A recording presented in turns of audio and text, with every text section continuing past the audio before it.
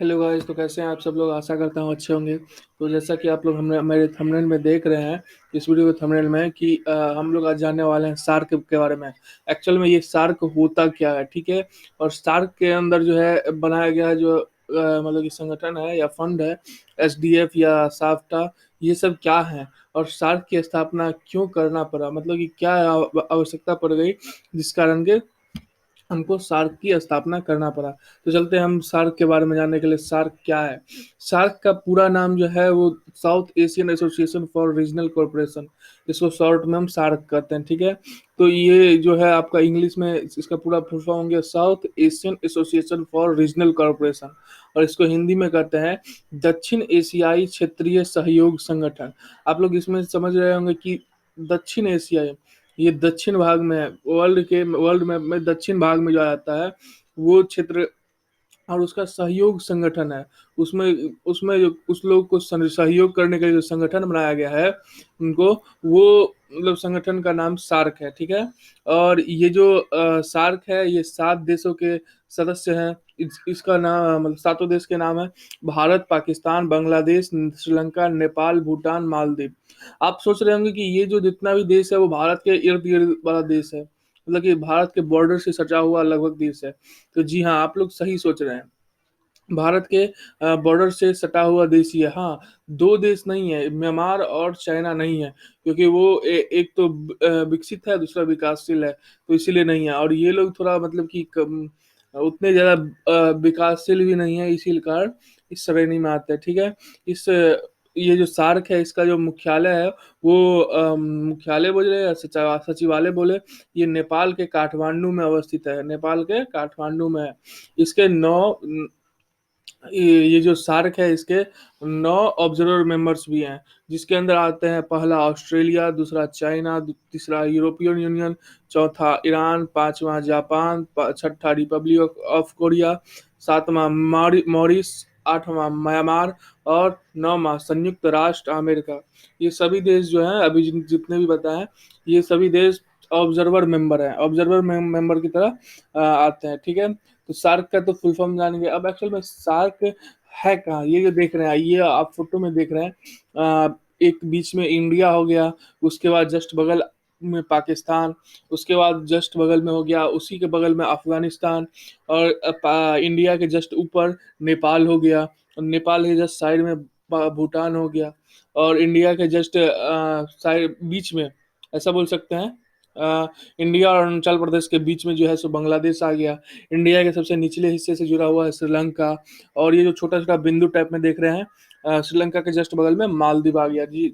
हाँ, तो यही यही वो 7 देश हैं जिसके साथ ये बना हुआ है सार्क का संगठन, ठीक है।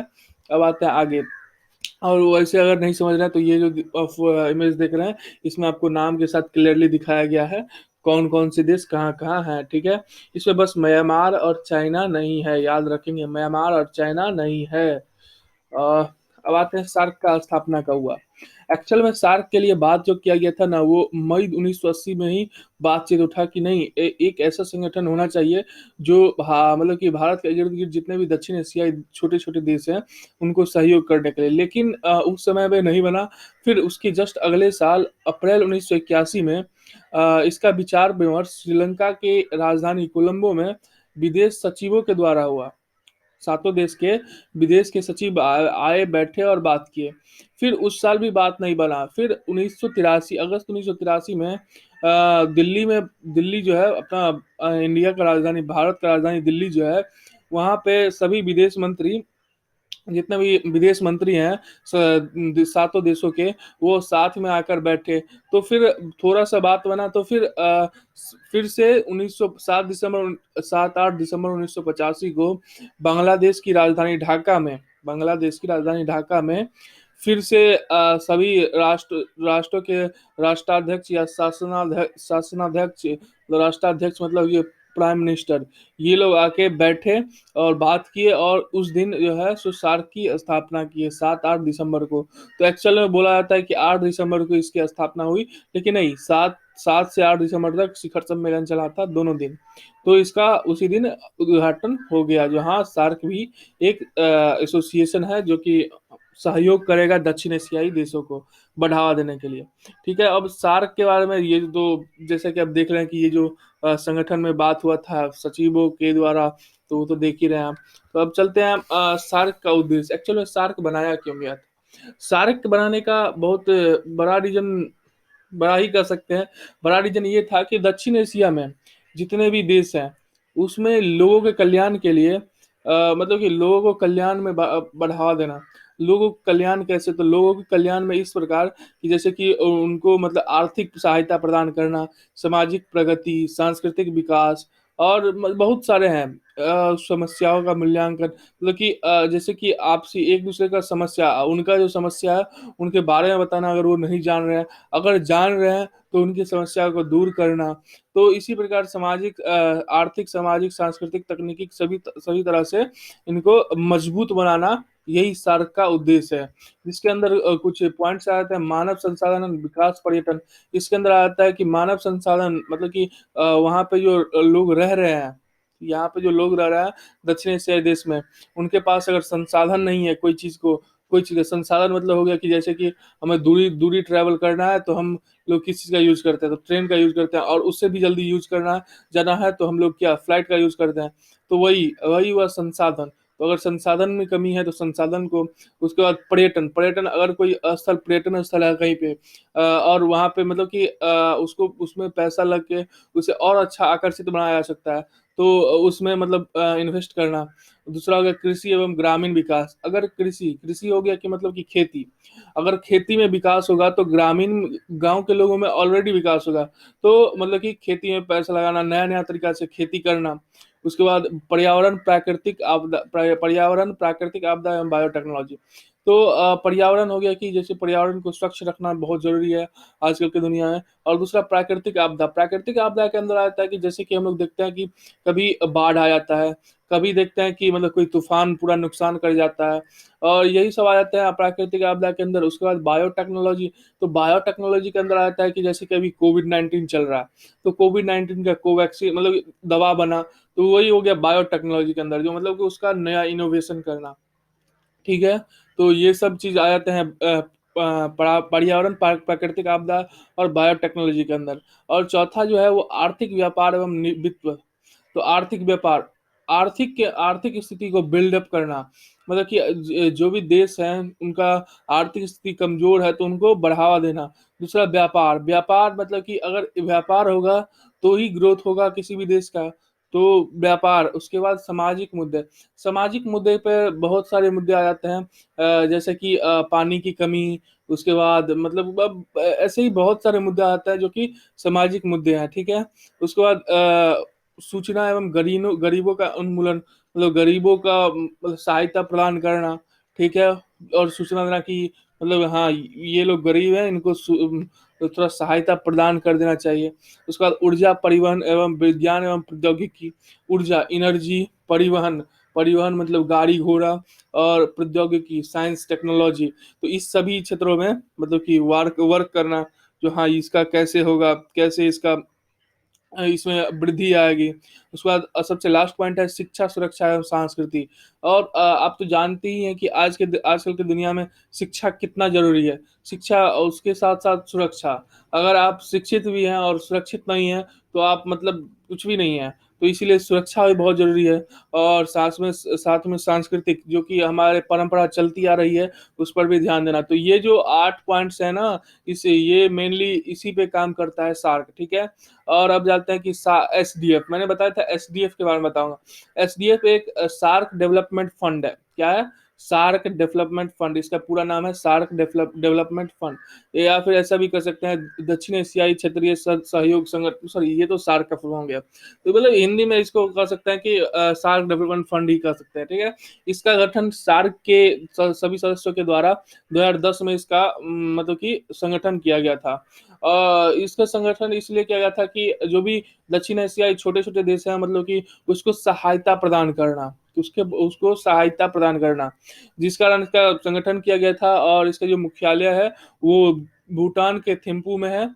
भूटान के थिम्पू में है। और इसके जो प्रबंधन मतलब इसके जो मतलब देखभाल करते हैं, उसके वो सार्क सभी सार्क देश के वित्त मंत्री इसमें शामिल है, मतलब कि इसको देखने के लिए। और एसटीएफ ने अभी तक में 12 विकास परियोजना पे काम किया है, मतलब 12 ऐसे परियोजना पे काम किया है, मतलब विकास परियोजना पे, जिसमें से ज्यादातर तो सामाजिक परियोजनाएं शामिल है। हमने आपको बताया था कि इसमें ये आप देख सकते हैं कि इसमें जो सामाजिक मुद्दा है वो 5 नंबर पे है, तो ये इस पे भी काम करता है, तो उसी में सामाजिक परियोजना जो है सो मतलब ज्यादातर शामिल है, ठीक है। और अभी जो है ये इंफ्रास्ट्रक्चर पर भी काम करता है। इंफ्रास्ट्रक्चर प्रोजेक्ट मतलब कि हो गया कि कहीं बिल्डिंग बनाना हो, कहीं पे ऐसा समझिए कि एयरपोर्ट बनाना है, कहीं पे रेलवे स्टेशन बनना है, तो इस सब पे भी ये काम करना अब शुरू कर रहा है, ठीक है। अब नेक्स्ट लाइफ इसके सामने चुनौती, अगर कोई भी चीज़ हम लोग बनाते हैं, तो या फिर कोई भी चीज़ करते हैं, तो उसके सामने चुनौतियाँ तो आती ही आती है। वो तो आप समझ ही रहे होंगे कि आती ही आती है। तो इसमें ये चुनौतियाँ आ रही थी कि बैठकों की कमी। मतलब कि इस सार्क देश के अंदर जो है ना, बहुत कम ही लोग बैठ पाते थे, मतलब आ पाते थे। साथ ही इसमें जो सम्मेलन में के अंदर जो होता था ना, वो द्विपक्षीय हो जाता था। ठीक है? आपस में मतलब कि कोई एक तरफ हो गया, कोई 2 एक तरफ, कोई 2 एक तरफ। आयोजन तो वार्षिक रूप से कराने की मतलब होता है, लेकिन द्विपक्षीय हो जाता है, ठीक है?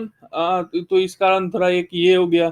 दूसरा हो गया तो आपको समन्वय क्षेत्र व्यापक होने के कारण यह ऊर्जा एवं संसाधनों में परिवर्तन का नेतृत्व भी करता है।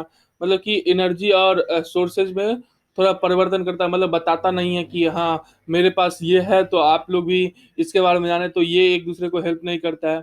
और तीसरा हो गया साफ्टा। हमने बताया था कि साफ्टा के बारे में बताएंगे, थंबनेल में आप लोग देखे होंगे। तो एक्चुअल में साफ्टा क्या है कि south Asian free trade area,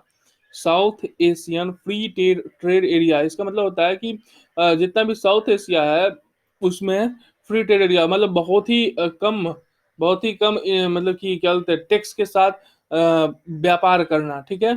बहुत ही कम टैक्स के साथ व्यापार करना, यही साफ्टा का मतलब कि रूल है। इसका पांचवा जो रूल है उसमें अनुच्छेद है पांच पांच जो है, उसमें बताया गया है कि साउथ एशियन फ्री ट्रेड के अंदर आता है कि मतलब कि जितने भी देश हैं उसमें मतलब बहुत कम ही टैक्स पे इसके साथ व्यापार करना, ठीक है।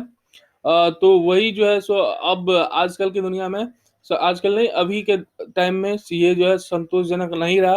मतलब कि सब देश ऐसे नहीं हैं जो मतलब कि बहुत कम टैक्स पे मतलब कि व्यापार करते हैं या फिर समझौता करते हैं, तो इसी कारण जो है सो मतलब कि थोड़ा च थोड़ा-सा मतलब कि सभी देशों में दूरियाँ आ गई है, ठीक है? और अगला पॉइंट वो है जो भारत-पाक संबंध। आप लोग तो जानते होंगे कि भारत और पाकिस्तान जो है सो कितना मतलब कि टेरर अटैक के कारण मतलब कितना ज़्यादा एक-दूसरे के साथ मतलब कि क्या बोल सकते हैं उसको, अ, म तनाव है इन दोनों के अंदर।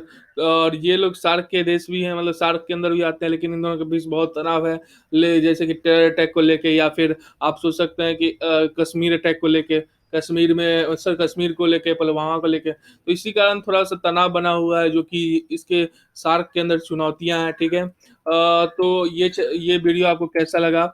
हमें कमेंट करके बताएँ। अगर अच्छा लगा तो चैनल को लाइक करें, सब्सक्राइब करें, शेयर करें अपने दोस्तों के साथ, और एम के डेस्क चैनल को सब्सक्राइब ज़रूर करें। Thank you for watching. जय हिंद, बाय बाय।